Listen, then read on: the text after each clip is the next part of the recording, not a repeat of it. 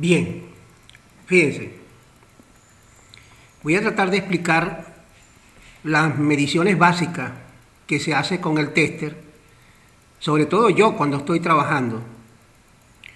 Por ejemplo, si quiero medir continuidad o quiero seguir la pista de un circuito impreso, coloco el tester en el pito y allí chequeo dónde comienza una pista, dónde termina, etc. ¿Ve? Porque el pito me guía. Cuando pita, quiere decir que es la misma pista o que hay continuidad. Luego, cuando quiero medir algún componente electrónico, lo coloco en 2K, que ahí también se miden los diodos y los componentes electrónicos. Y lógicamente que cuando las puntas están abiertas es circuito abierto, pero cuando pegamos las puntas debe marcar 0. Y si medimos de un pin a otro pin, por ejemplo, en un integrado, eso va a medir la resistencia interna del circuito del integrado. Y eso me indica las condiciones internas del integrado. Bien, esa sería una medición. Todas esas mediciones que se hacen de resistencia tienen que ser con la placa sin energía. O sea, la placa estando sin corriente.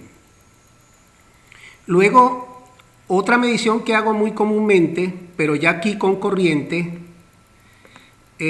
o con energía, es la medición de voltaje de DC. Y cuando mido voltaje de DC, coloco el tester en 200 voltios. Y me doy cuenta siempre de que los voltajes que mida sean menores de 200 voltios. Aquí puede medir hasta 200 voltios. Y esos son los rangos que yo más uso cuando estoy chequeando una placa con energía, midiendo voltaje en 200 voltios.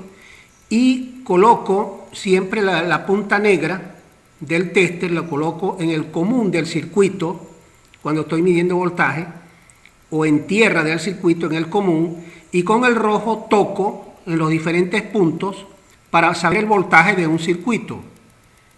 Por ejemplo, en el emisor de un transistor, en el colector, después de la resistencia, etc.